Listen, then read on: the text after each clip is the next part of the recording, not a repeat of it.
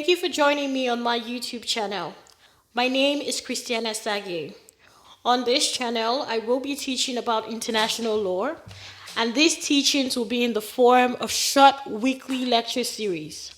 Over time, I will be surfacing varied concepts of international law. When and where applicable, these concepts will be analyzed and brought to you as it relates to current trends in international law as they arise.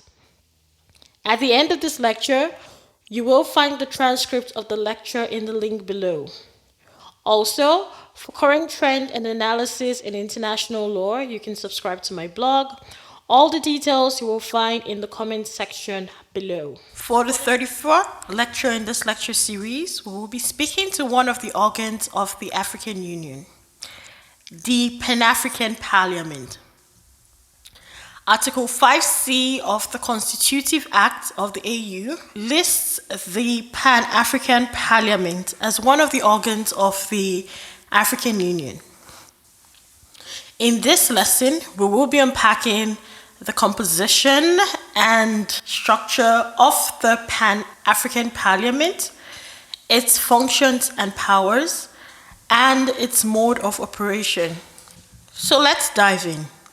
What is the Pan-African Parliament? The Pan-African Parliament, also known as PAP, is the legislative body of the AU. PAP derives its powers from Article 17 of the Constitutive Act of the AU. The purpose of its formation, according to Article 17(1), is to ensure the full participation of African peoples in the development and economic integration of the continent. The Constitutive Act of the AU does not define the powers, functions, and organizations of PAP. Rather, Article 17(2) states that the powers, functions, and organization of PAP be defined in a protocol. To this end, the AU Assembly adopted the protocol to the Constitutive Act of the African Union relating to the Pan-African Parliament on 27th of June 2014. I have created a hyperlink to the protocol in the transcript below. Article 2(1) of the protocol states that the protocol is established pursuant to Article 17(2) of the Constitutive Act. In this protocol, the organs of PAP, its objectives, membership, voting procedure, privileges and immunities of PAP parliamentarians, and its powers and functions are provided in detail. In a little while, we will unpack some of these issues addressed in the protocol.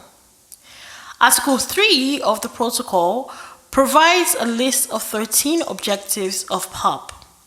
What is apparent from the list of objectives is that the strengthening of African ties and stability on the African continent is fundamental. Now let us look at the composition and structure of PAP. In terms of its composition, Article 4(2) of the protocol states that the membership of the Pan-African Parliament shall comprise 5 members elected by each state party.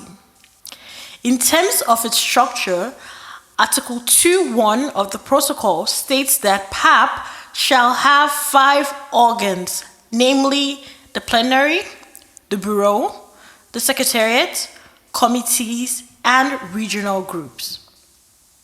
The plenary is the full assembly of PAP and has a president who presides over all parliamentary proceedings. The bureau, which gains its legitimacy from Article 12(7) of the protocol, is responsible for the management and administration of the parliament and its organs. It is comprised of a president and 4 vice presidents representing the 5 regions of the AU.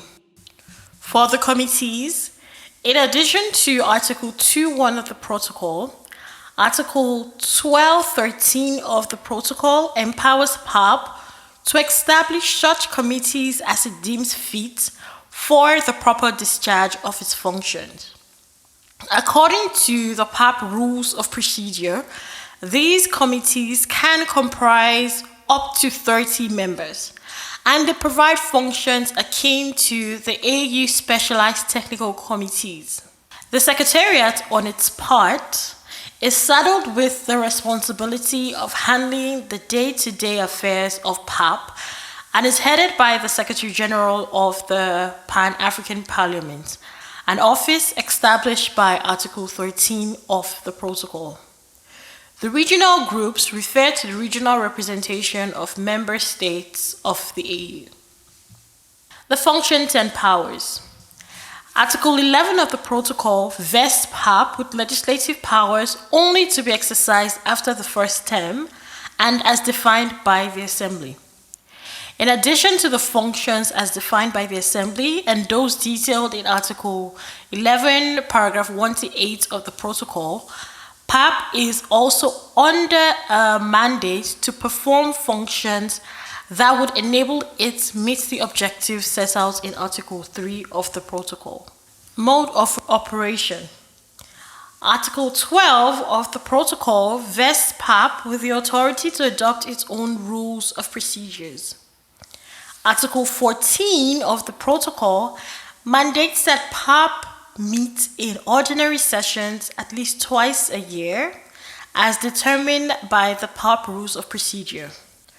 On the question of voting, Article 7 of the protocol stipulates that voting would be done personally, but allows vote by proxy where a parliamentarian is on another official mission.